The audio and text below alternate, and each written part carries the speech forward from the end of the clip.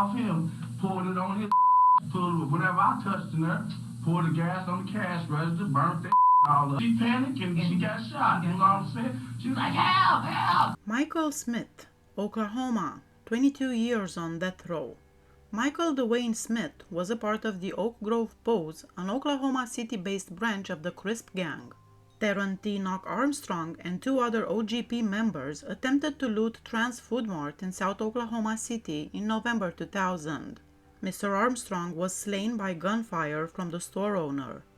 Even though Mr. Smith had deep personal ties to Mr. Armstrong, he was not a part of the heist. After being apprehended, the other two would-be thieves were scheduled to stand trial for the crime in February 2002. Smith entered Janet Moore's residence with a revolver 2 days prior to the trial.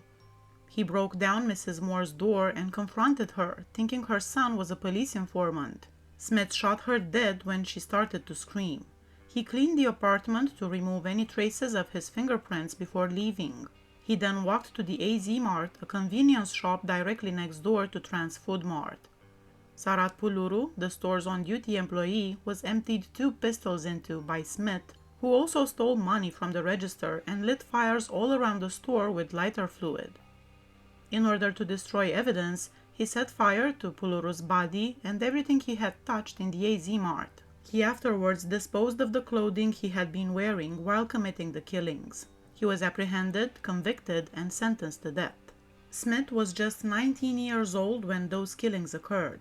In November 2001, he was also wanted for his involvement in Otis Payne's shooting killing outside the Lexus Club in northeast Oklahoma City.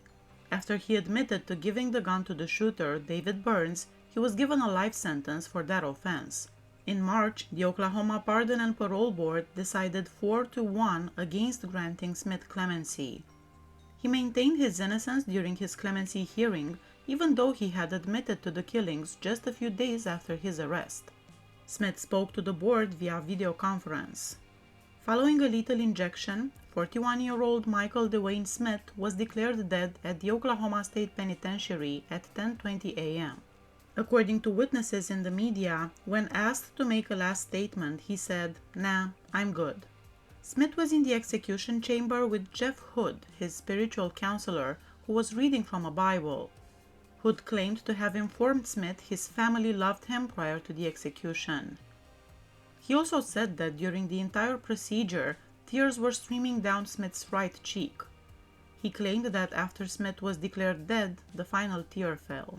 Smith made the odd choice to turn down the opportunity to place an order when he was given the option to choose what to have for his final meal. Rather, he consumed a few of the leftovers he received from the prison canteen.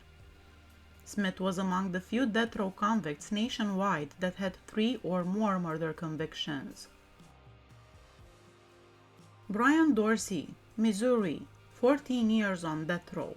Dorsey called his cousin Sarah Bonney on December 23, 2006, asking for a loan of money to pay 2 drug dealers who were in his apartment. Ben, Sarah's husband, called Darren Carroll, a friend, and asked for assistance in getting the people out of Dorsey's flat. Ben and Sarah took a car to Dorsey's residence. Following the 2 drug dealers being kicked out of the apartment, Dorsey went home with Sarah and Ben, where Carell and a few other people joined them.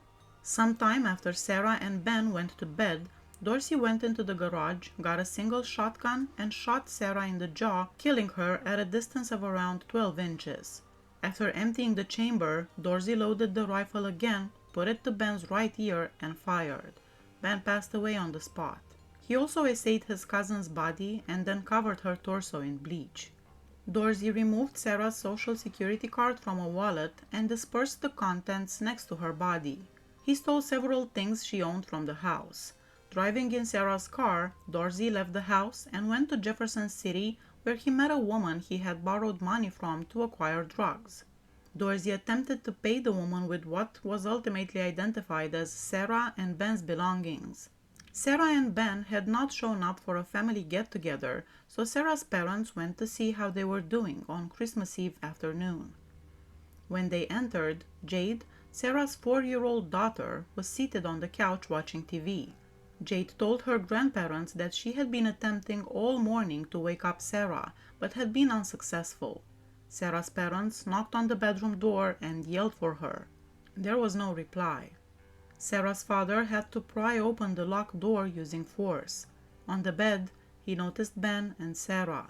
Following the confirmation of Sarah and Ben's death, Sarah's father departed the house accompanied by Jade and Sarah's mother before calling the police. The subsequent inquiry verified that a single gunshot wound to the head caused the deaths of both Sarah and Ben. Furthermore, analysis showed that genetic material found in Sarah's body had DNA similar to Dorsey's and men from a same paternal lineage. Ben's potential involvement in the murder was thus ruled out. When Dorsey turned himself in to the police on December 26, he confessed that he was the right guy in regards to the couple's deaths. Dorsey faced 2 charges related to first-degree murder. He entered a guilty plea to both counts in March 2008. The trial court condemned Dorsey to death after the jury returned death sentences for each homicide after a separate penalty phase trial. The 52-year-old Dorsey was put to death a few hours after the U.S. Supreme Court declined to step in and roughly a day after Missouri's Republican governor refused to grant clemency, turning down the prisoner's request to have his sentence commuted to life in prison, which was supported by more than 70 correctional officers and other people as well.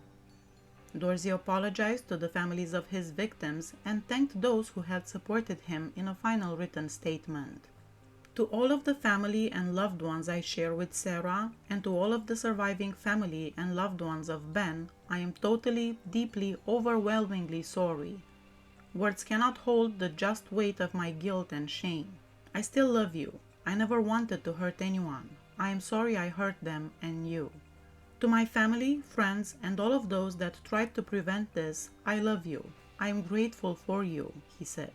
I have peace in my heart in large part because of you, and I thank you. To all those on all sides of this sentence, I carry no ill will or anger, only acceptance and understanding. According to their statement, Sarah Bonney's family experienced severe anguish from the killings, with her parents finding the bodies. The family took annual balloon releases with their daughter at the cemetery as one of the ways they tried to preserve Sarah and Ben's memory in the years that followed. For his last meal, Dorsey had 2 bacon double cheeseburgers, 2 orders of chicken strips, 2 large orders of fries, and a Casey's pizza with sausage, pepperoni, onion, mushrooms, and extra cheese. Please hit that subscribe button if you like my channel. See you next time. Bye bye.